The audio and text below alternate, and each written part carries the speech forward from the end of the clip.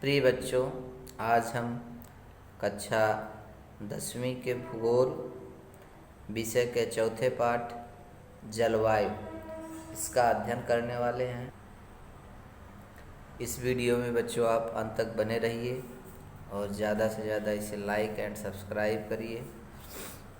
बच्चों, जैसा हमको मालूम है कि जलवायु पर जो है किसी राष्ट्र या प्रदेश या राज्य कुछ भी हो, हर चीज़ें क्या होती हैं बच्चों, जलवायु के ऊपर निर्भर करता है।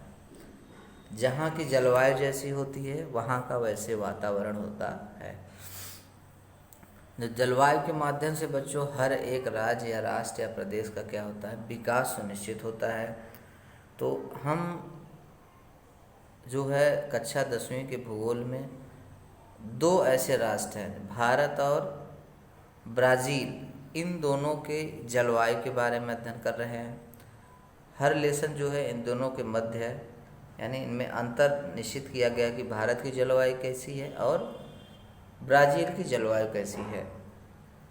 तो देखिए बच्चों, भारत में या ब्राज़ील हो, जलवायु यह जो होती है यह निश्चित करती है कि वहाँ का वातावरण कैसा है, वहाँ की परिस्थिति कैसी है, वहाँ की भूरेख की बनावट कैसी है, इस सब पे क्या होता है, निश्चित करती है।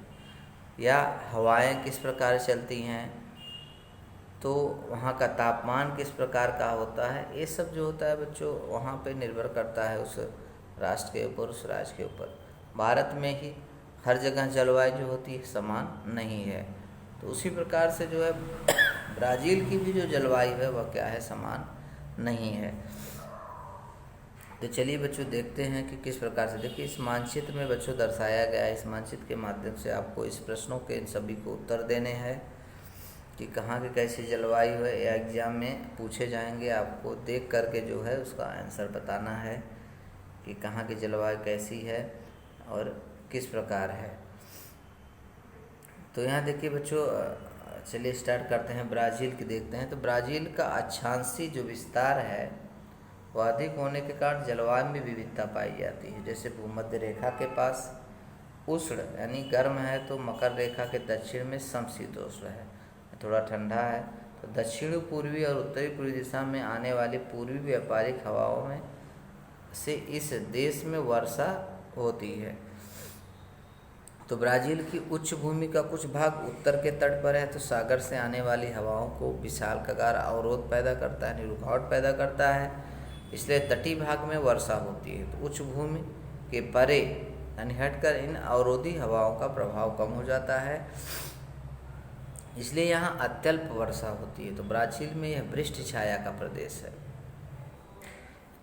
वृष्टि छाया का बच्चों जहाँ पे बारिश क्या होती है, बहुत ही कम होती है, उसे वृष्टि छाया प्रदेश बोलते हैं। वृष्टि यानी वर्षा। यह प्रदेश पूर्वोत्तर दिशा में पाया जाता है। इस शुष्क प्रदेश को अनावृष्ट चतुर्भुज के नाम से भी जाना जाता है, ये आपको याद रखना है। तापमान के संदर्भ में ब्राज़ील का उत्तरी प्रदेश उष्ण है, तो दक्षिणी प्रदेश में तापमान तुलना में कम है। इससे ऋतु अनुसार विविधता पाई जाती है। ब्राज़ील के तटीय भाग में भूमध्य रेखा के पास तापमान में कुछ अधिक अंतर नहीं पाया जाता। इस प्रदेश में हवाओं के ऊर्ध्व दिशा में वहन अंतर उष्णकटिबंधीय एकत्रीकरण विभाग क्षीण होने के कारण चक्रवात कभी कभी निर्माण होते हैं।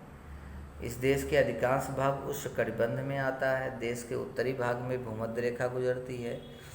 इस भाग में हवा का तापमान अधिक होता है। तो अमेजन के मैदान में औसत तापमान 25 डिग्री से लेकर के 28 डिग्री सेल्सियस तक होता है, और उच्च भूमि के प्रदेश में मौसम ठंडा होता है। सागर के निकटता के कारण तटीय प्रदेश में जलवायु सौम्य एवं आर्द्र होता है। तो अमेजन घाटी में करीब 200 मिमी वर्षा होती है। तो दक्षिण पूर्वी तट पर 1000 से लेकर के 1200 मिमी वर्षा होती है। अब भारत का भौगोलिक स्पष्टीकरण देखते हैं बच्चों।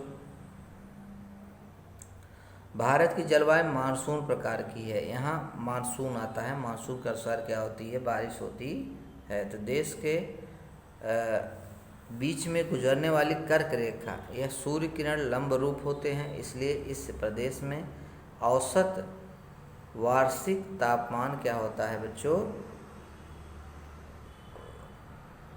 औसत अधिक होता है।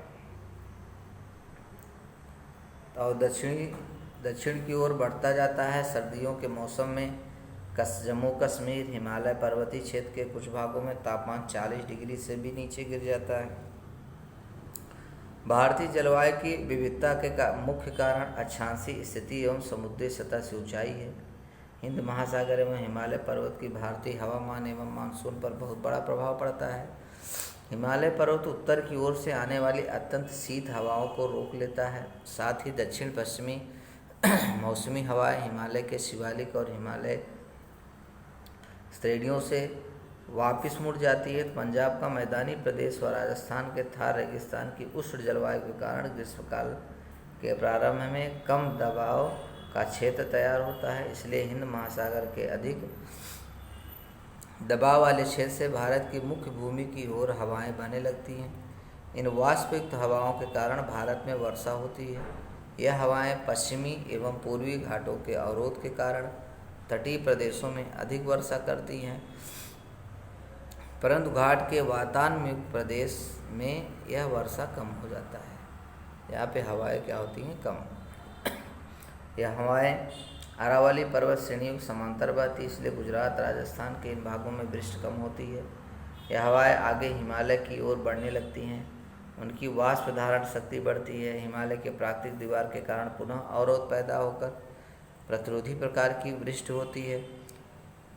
हिमालय से ही हवाएं वापस लौटती हैं, उनकी वापसी की यात्रा शुरू हो जाती है।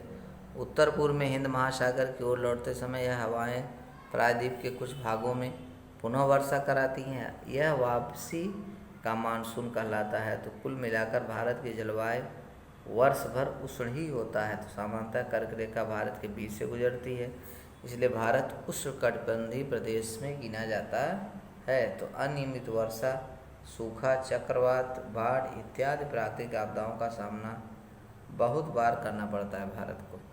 भारत के जो है मौसम जो है, भारत के 4 ऋतुएँ हैं मुख्यतः: ग्रीष्म, वर्षा काल, वापिस का मानसून और सर्दी का मौसम। तो देखिए बच्चों, इस चित्र के माध्यम से देखिए कुछ दर्शाया गया है, तो आप इसे ध्यानपूर्वक समझिए, समझने की कोशिश करिए। आपको पूर्णतः अत्यधिक और जानकारी हम अगले वीडियो में देते रहेंगे। आज के लिए इतना ही बच्चों, धन्यवाद।